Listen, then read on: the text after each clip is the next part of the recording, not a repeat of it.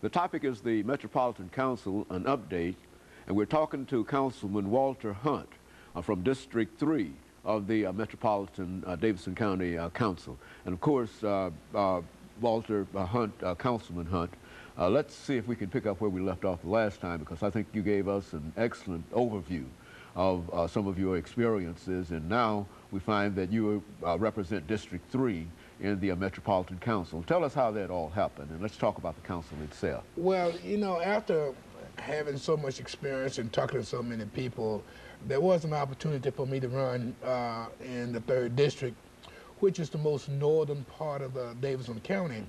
And we were able to be very successful in that particular race. And you'll find that there's almost like 2 sides of council business that we take care of.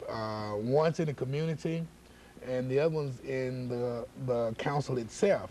But I want to talk about what goes on in the community at first, because I think that's very, very important. Good, it is. One of the things that I learned when I was on the federal level is that you got to respond to people. And I was trying to figure out how do I respond to people in the numbers, in great numbers, and not miss anybody, and try to do a quality job in those responses. Then I thought about what we were doing on the federal level, so I implemented what we call the district website, which is www.nashvilledistrict3.com. Now, on that website, my constituents in the 3rd District can talk to me 24/7. They can talk to me 3 o'clock in the morning. Of course, I probably won't get it until about 7 or 8 the next day, because I'll be asleep. But you got a page in there where you can put all your comments on there and put the identifying addresses and all that information, and just hit submit, and it comes right to my house. And then once I get it, then I'll start processing it right away, and then I get a rapid response. So I can handle a lot of cases coming from my constituents in a short period of time. And I think that's the whole idea, is trying to be responsive to your constituents' needs. That's one side of the council responsibilities, because in the district, you will find that there are developers that's wanting to build things in the district.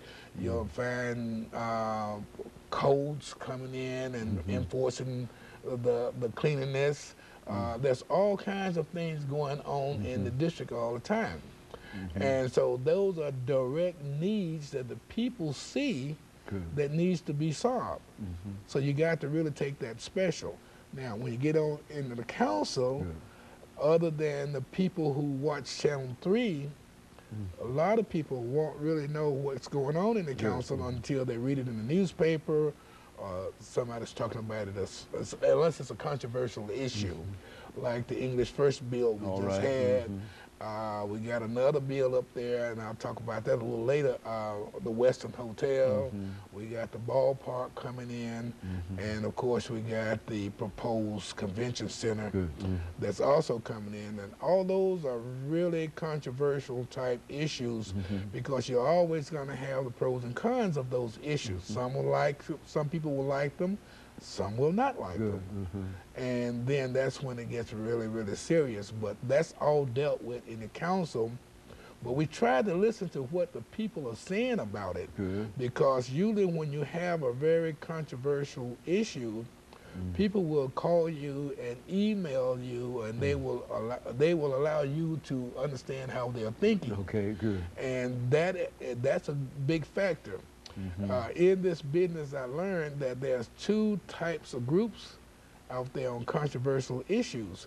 There are the noisy minority, and there's the silent majority. Now, you won't hear from the silent majority on the front end. You tend to hear from them on the back end.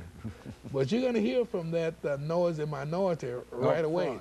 Yeah, right away. And that's good. That's good. It shows you that those people are really paying attention, and you know, they're voicing their choices and their feelings about it, which I think is good, because it helps us to see which way. And that's why you represent them. Yeah, you have to listen to them. And I try to listen to what my constituents are saying and accommodate them based on what they're saying. because you really got some sensitive issues out there, and you got to consider everybody's feeling.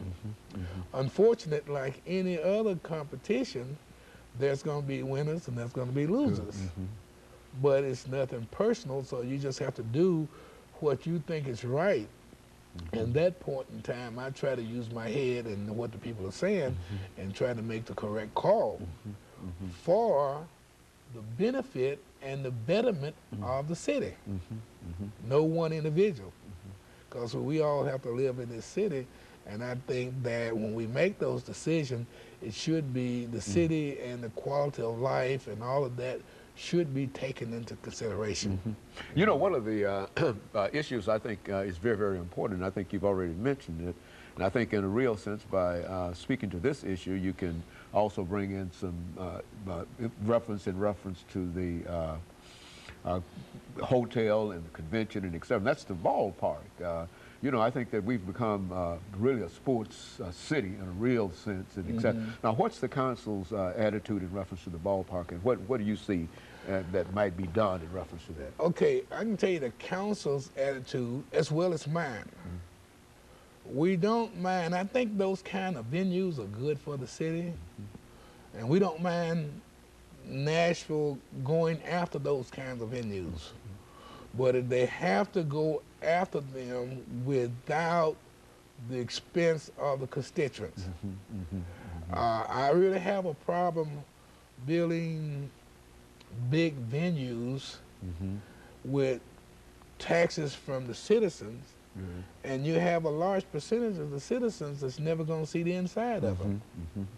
So we have to start financing those kind of venues and buildings in some other manner, and I think that's what is happening with the ballpark. The city, as I understand it, will be contributing some part of that funding, but that will be more toward maintenance. It will not be toward the building, and they have what they call about a $43 million package that this stadium is going to cost. And that funding is supposed to be in place before they break ground. They ran a little short. They overextended their deadlines on one period, and so the council had to give them an extension in order to get the deadline back in focus. So okay, well, I tell you, let's hold it right there, Councilman Hunt, and take this second commercial break, after which we'll come back and we'll allow you to continue that, because I think you're talking about something that the people are interested in. And of course, we'll be back with you following this very, very short commercial break.